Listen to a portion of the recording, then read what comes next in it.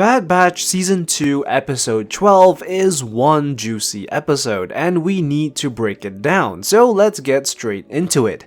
We open the episode on Coruscant at the military headquarters, and we see Crosshair waiting and watching as a group of clones complain about being forced to retire.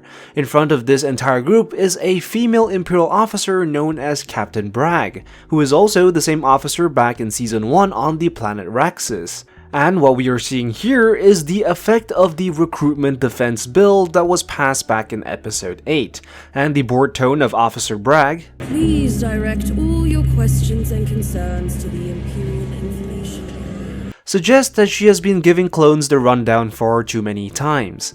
Crosshair then meets his new commanding officer by the name of Lieutenant Nolan, an entirely new character. And from the onset, it's pretty clear that this lieutenant does not like clones at all, referring to them as used equipment, underlying his beliefs that clones are not humans but objects. We then learn that Crosshair and the squad have been assigned to Barton 4, where supposed high-value cargo has been under attack by raiders. As Crosshair and the rest land on Barton 4, it becomes pretty apparent that the planet is a snow-covered planet, much like Hoth.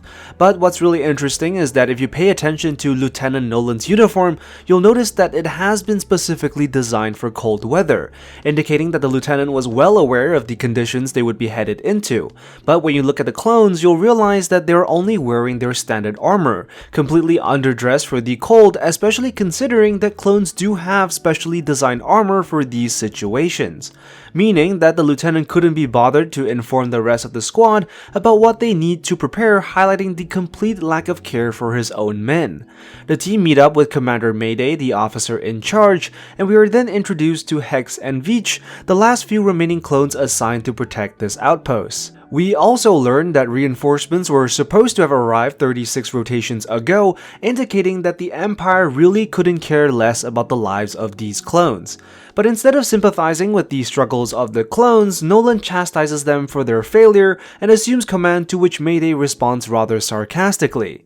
Nolan demands some respect from Mayday, and Mayday responds with, "In my experience, respect is something to be earned." Which is a sentiment that seems to echo Rex's mantra. Technically, I outrank you, right? In my book, experience outranks everything. Crosshair and Mayday get acquainted, and the two quickly build up some rapport with each other, something which Crosshair desperately needs given how lonely he has been thus far within the Empire. The two inspect their surroundings, and Crosshair asks how the raiders have managed to get past the sensors, to which Mayday concludes that the cold must have degraded their equipment, and the replacements which he requested have yet to arrive, once again showing just how little the Empire cares for them. The two also wonder what is inside those crates, and Crosshair notices a vulture. The two are then alerted to the fact that the raiders have infiltrated the base, but in the process of apprehending the raiders, Hexx and Veetch were killed, leaving Mayday the last of his squad. But Crosshair still manages to get a shot off, hitting one of the raiders. Back at the base, Mayday arranges the helmet of his fallen squad members, and we get a quick snapshot of just how many have died trying to protect this outpost. And it's a really sad moment until Nolan barges in and demands action, not realizing that Mayday has no more men left to command, which is part and parcel of how the Empire views its clones with very little care. Nolan assigns Crosshair and Mayday to track down the raiders and crates, and the two are clearly irritated by their new commanding officer. On their way to the raiders' hideout, Crosshair accidentally steps on a mine, but Mayday manages to defuse it. As Mayday defuses the bomb, he asks what unit Crosshair was in, and Crosshair tells him Clone Force 99, the official designation of the Bad Batch. Mayday asks about what happened to them, to which Crosshair responds that they are gone. And this limited interaction is really a reflection of Crosshair's character and thoughts on his former squad. While not quite willing to put them as traitors to the Empire, he isn't quite willing to acknowledge their existence as well, referring to them as gone. And building off what we know, Crosshair's thoughts about his old squad are rather complicated, because on one hand he still has some attachment to them, but on the other he can't quite get over their decision to choose a path that deviates from his own. Mayday laments that they are now combat troopers stuck babysitting cargo, and Crosshair responds with, "Mission's a mission." But Mayday, likely the older grizzled veteran, states that he used to think the same. Crosshair safely gets out of his predicament and the two find the raiders' hideout. We get some nice covert op moments and a battle ensues. We also get a brutal moment as Crosshair headshots a fleeing raider before setting off an explosion. The two scout out the fallen crates and realize that it contains equipment for stormtroopers. And taking a good look at the helmet, we can see that the design of it is almost identical to the stormtrooper helmet design that we are most familiar with. But what becomes even more apparent is that while Mayday and his squad were struggling with limited resources, the Empire didn't even mention that there was equipment in perfect condition for them to use.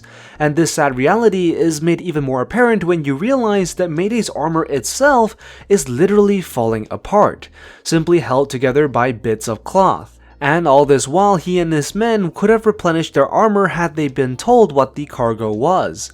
Mayday then goes on to say, "We're good soldiers. We followed orders. And for what?" And as much as Crosshair wants to fall back on the idea of good soldiers follow orders, this is a reality that he can't really ignore.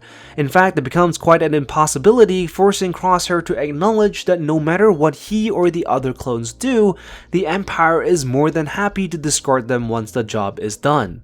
An avalanche is triggered by all the commotion and it sweeps the two of them under, but not before Mayday saves Crosshair's life by pushing him aside just as the avalanche slams him against a rock. The two manage to barely survive, but it becomes clear that Mayday is in critical condition. It also becomes clear that despite Crosshair's demeanor towards his brothers, at the end of the day he really does care about them. Through sheer will alone, the two make it back to base, which soon gains the attention of the stormtroopers and the lieutenant who orders them to get back to work. Crosshair begs for medical attention to be given to Mayday, but the lieutenant insists that because they failed in their mission, it would be a waste of resources. And this was perhaps the Empire's one last chance to keep Crosshair by simply doing the right thing. Had the lieutenant decided to give medical help to Mayday, it may have just been enough to keep Crosshair's loyalty, but instead the lieutenant refused, which ultimately revealed to Crosshair how much the Empire didn't care, killing any possibility that he would continue to remain loyal. Also, pay attention to the creases in Crosshair's uniform and how the snow clings to it, really just a superb level of detail. Crosshair looks up at the vulture and clearly there is a huge significance in this moment as it does push Crosshair over the edge, possibly reminding him of Mayday who said, "Vicious creatures, but you have to admire them. They find a way to survive." But for the life of me, I really couldn't break this one down in terms of its symbolism or really describe its significance. So if you know the answer, please comment it down below. I'd like to hear your thoughts on this as my brain isn't quite working. Anyways, Crosshair shoots down Nolan in what is a tipping point and promptly passes out. He then wakes up to see Emery Carr, an Imperial cloner, indicating that he has now been transported to Tantis, setting up the possibility for him to reunite with his old squad once again, perhaps now on better terms. So that's all for this breakdown. Be sure to leave a comment down below and let me know what you think. Be sure to like and subscribe and I will see you in the next one. I am the Lost Acolyte, and I have spoken.